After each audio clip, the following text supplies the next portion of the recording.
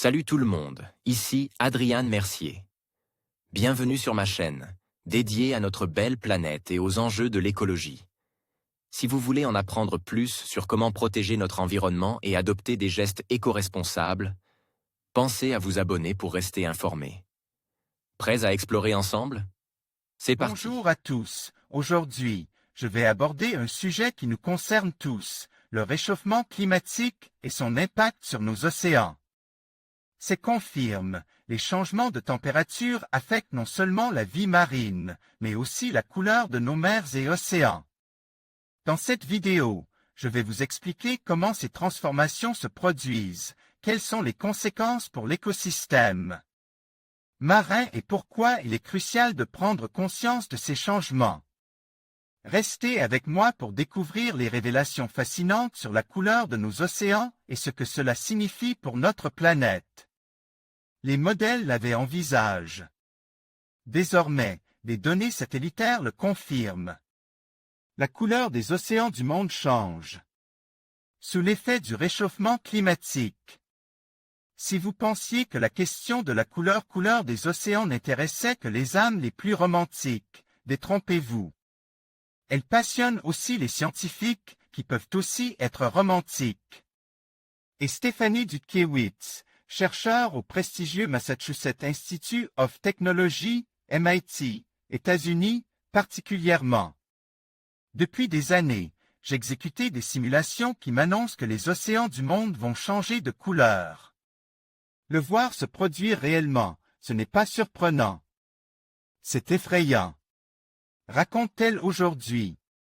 Avec son équipe, elle vient en effet tout juste de publier une nouvelle étude à ce sujet. Une étude qui révélait qu'au cours des 20 dernières années, 56% des océans du monde ont changé de couleur. Une surface supérieure, donc, à l'ensemble de la surface des terres émergées. Le changement de couleur évoqué n'est pas visible à l'œil nu. Mais les satellites peuvent le mesurer. Le spectroradiomètre imageur à résolution moyenne, MODI, embarque à bord du satellite Aqua le fait depuis plus de 20 ans maintenant. Pas seulement sur les couleurs bleues ou vertes, mais sur cette longueur d'onde du spectre visible. Et l'analyse de ces données montre une tendance claire. Supérieure à la variabilité naturelle d'une année à l'autre. Les régions proches de l'équateur, par exemple, sont devenues plus vertes. Les chercheurs ont ensuite comparé leurs résultats à ceux donnés par un modèle développé il y a quelques années, voire notre précédent. Article ci-dessous, un modèle qui simule l'évolution de la couleur des océans en fonction de nos émissions de gaz à effet de serre. Et les prévisions du modèle se sont avérées presque identiques aux données du monde réel recueillies ici par les chercheurs. Des chercheurs du Massachusetts Institute of Technology, MIT, États-Unis, ont suivi les changements de couleur de l'océan depuis plus de 20 ans en analysant les mesures prises par le spectroradiomètre imageur à résolution moyenne, MODI, à bord du satellite Aqua. NASA et Joshua Stevens, données Landsat de l'U. S Geological Survey et MODI de Lance et OSDI Rapid Response. La couleur des océans n'est pas anodine. De quoi confirmer l'effet du changement climatique sur la couleur des océans. Comme une nouvelle façon de nous alerter sur toutes les manières dont nous impactons notre environnement. Car les changements de couleur dans les océans sont le reflet de changements qui apparaissent dans les écosystèmes marins de surface. Dans les communautés de phytoplancton, notamment. Les chercheurs ne sont pas encore capables de préciser de quelle façon exactement. Mais ce qu'ils savent, c'est qu'un changement dans les communautés de phytoplancton peut avoir un impact majeur. Car le phytoplancton est à la base du réseau trophique marin. Il nourrit le krill qui nourrit les poissons qui nourrissent les oiseaux et les mammifères marins. Le phytoplancton participe aussi à l'absorption par l'océan d'une partie du dioxyde de carbone, CO2, qui se trouve dans notre atmosphère. Et donc à la réduction du réchauffement climatique. Mais les différents types de plancton qui potentiellement donnent des couleurs différentes à l'eau ont des capacités différentes à le faire. Que les plus poètes d'entre nous se rassurent. Ils pourront encore longtemps rêver de la couleur des océans. Mais pour les autres, la question est donc en train de prendre un virage des plus sérieux. Car ce qui était reste jusqu'ici de l'ordre de la prévision d'un modèle pour le futur s'avère être d'ores et déjà une réalité. Un changement de plus, qui se produit plus vite que les chercheurs l'avaient initialement envisagé. Le réchauffement climatique va changer la couleur des océans. Une étude du MIT montre que la majorité des océans va changer de couleur en surface d'ici la fin du 21e siècle, en raison des modifications du phytoplancton. Des différences qui ne seront pas forcément très visibles à l'œil nu, mais que les satellites devraient capter. Article de Marie-Céline Ray, publié le 10 février 2019. Des satellites mesurent la couleur des eaux de surface. Voran. Photolia. La couleur de l'océan dépend de la façon dont les rayons du soleil interagissent avec l'eau et les éléments qu'elle contient. Les molécules d'eau absorbent la majorité de la lumière mais pas les rayonnements bleus qui sont réfléchis.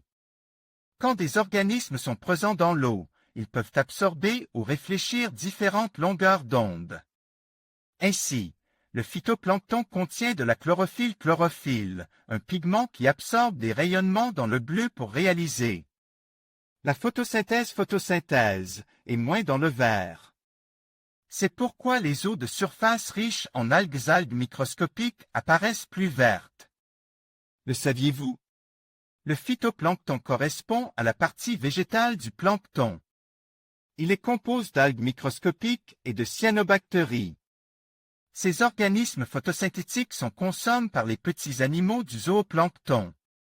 Ils sont donc à la base des chaînes alimentaires des océans. Depuis une vingtaine d'années, les satellites prennent des mesures sur la couleur des océans, voir article précédent, ci-dessous. Ces satellites apportent des informations sur la chlorophylle, et donc le phytoplancton présent dans différentes régions océaniques. Or, le changement climatique a des effets sur les écosystèmes marins et donc sur le phytoplancton. En plus d'élever les températures, il affecte les courants océaniques qui apportent des nutriments. Alors la couleur des océans risque-t-elle d'évoluer dans les décennies à venir et comment? Pour le savoir, des chercheurs du Massachusetts Institute of Technology, MIT, ont développé un modèle pour simuler la croissance des différentes espèces de phytoplancton en fonction des variations de température. Ils ont aussi prévu la façon dont le phytoplancton absorbe et réfléchit la lumière, et donc la teinte que devraient prendre les eaux de surface. Ils ont pu valider ce modèle avec les mesures réalisées par les satellites ces dernières années. Le phytoplancton contient des algues microscopiques comme Volvox. Thon aquatique, Photolia plus bleu ou plus vert en fonction des variations de l'écosystème marin. Les chercheurs ont fait une simulation en augmentant les températures de 3 degrés Celsius en 2016. Ce scénario est plausible si les émissions de gaz à effet de serre ne diminuent pas. D'après les scientifiques, plus de 50% des eaux des océans changeraient de couleur à cause du changement climatique. Dans les régions subtropicales, les eaux deviendraient plus bleues à cause de la diminution du phytoplancton et de la vie marine en général. D'autres régions devraient gagner en vert, plus près des pôles, car le phytoplancton pourrait y devenir plus abondant et plus diversifié. Les changements n'apparaîtront pas énormes à l'œil nu dans un communiqué. Stéphanie Dutkiewicz, chercheuse au MIT, explique. Le modèle suggère que les changements n'apparaîtront pas énormes à l'œil nu et que l'océan aura toujours l'apparence de régions bleues. Dans les régions subtropicales et de régions plus vertes, près de l'équateur et des pôles. Mais ces changements seront détectables par les satellites dans certaines longueurs d'onde. Ces changements de couleur seront un signal d'alerte sur l'évolution de l'écosystème car la croissance du phytoplancton affecte toutes La chaîne alimentaire marine, y compris les poissons. Le phytoplancton joue aussi un rôle important dans l'absorption du CO2 mondial. Cette recherche a été financée en partie par la NASA et le ministère de l'Énergie des États-Unis. Ces résultats paraissent. Dans la revue Nature Communication, l'étude de la couleur des mers par satellite, une discipline méconnue. Article de Rémi Decour paru le 16 mai 2013. Pourquoi s'intéresser à la couleur des océans? Parce qu'elle renseigne sur des domaines variés, comme la chaîne alimentaire ou le climat, et que son suivi peut être utile à des activités économiques dépendant du milieu marin. La discipline est nouvelle et vient de connaître sa première conférence internationale. Au menu, l'océanographie opérationnelle, pour mieux comprendre et mieux prédire. La semaine dernière s'est tenu le premier symposium international sur la couleur des océans. Organisé par le Groupe international de coordination sur la couleur des océans, en partenariat avec EUMETSAT et la NASA, l'événement a réuni près de 270 participants venus de 36 pays, dont plusieurs experts. L'étude de la couleur des océans, discipline encore discrète, est intéressante à plus d'un titre. Ces données sont exploitées dans des secteurs aussi variés que la compréhension de la chaîne alimentaire, le climat et certaines activités économiques liées à la mer. La mesure de la couleur de l'eau aide à mieux comprendre le rôle de l'océan dans le cycle du carbone et sa capacité à absorber le CO2 dans l'atmosphère. À l'image, une partie de l'Italie photographiée par l'instrument MERI d'Anvisa en 2003. ESA, l'étude de la couleur de l'eau est le seul moyen scientifique permettant d'obtenir, depuis l'espace, des informations sur ce qui se passe sous la surface des océans. C'est essentiel, car là se trouve le phytoplancton, ces microscopiques végétaux marins à la base de la chaîne alimentaire océanique. Les mesures de couleur permettent d'en estimer la concentration et de la suivre dans le temps et l'espace. Carte globale de la concentration en chlorophylle dans les océans, obtenue à partir de données fournies par l'instrument MERI, spectromètre. Imageur à moyenne résolution à bord d'Anvisa, en décembre 2011. Et ça, pourquoi suivre le phytoplancton et les algues par la couleur? L'intérêt de la surveillance du phytoplancton est double, par son rôle dans la chaîne alimentaire d'abord, mais aussi pour l'activité de photosynthèse. En créant de la matière organique à partir du CO2 dissous venu de l'atmosphère, et ce en quantité significative, il est une des clés de la machine climatique. On comprend donc tout l'intérêt écologique de mesurer la couleur des océans par satellite, par exemple pour l'étude du cycle du carbone. En outre, cette technique est utilisée pour la gestion des ressources halieutiques. Elle permet aussi d'évaluer l'expansion d'algues toxiques, susceptibles de se produire dans des estuaires ou sur des plages, provoquant des impacts significatifs sur des activités humaines comme la pisciculture ou le tourisme. Valeur moyenne des radiations efficaces pour la photosynthèse, obtenue par compilation de données des instruments MERI et SeaWIF. Sea Viewing Wide Field of View Sensor. ESA, les satellites et l'océanographie opérationnelle. Du point de vue technique, la mesure de la couleur des océans est très délicate à réaliser, car dans une image, on doit restituer toutes les nuances des couleurs avec la précision la plus grande possible. Or, les données reçues par les capteurs sont dominées par les aérosols et l'atmosphère, de sorte que seulement 10% de ce qui est capté est utile à l'analyse de la couleur de l'eau. À l'avenir, l'un des grands défis est donc d'éliminer ces 90% de données parasites par des corrections atmosphériques.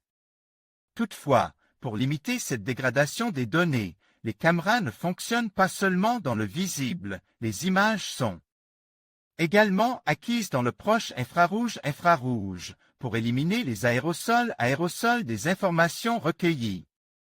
Le satellite Sentinelle-3 est développé par le SA et réalisé par Thales Alenia Space. Son lancement est prévu en 2013 et il aura pour mission d'observer les océans ainsi que la végétation sur les terres émergées. JUR et sa face au très grand intérêt que suscite cette discipline. Les scientifiques comptent beaucoup sur elle, océanographie opérationnelle, que METSAT veut développer et mettre en place en Europe.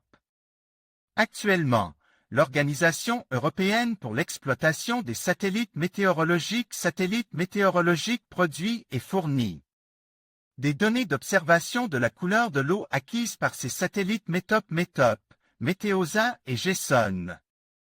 À terme, l'ambition de METSAT est d'avoir un flux de données en temps réel, qui serait mis à disposition des utilisateurs 1 à 3 heures après l'observation.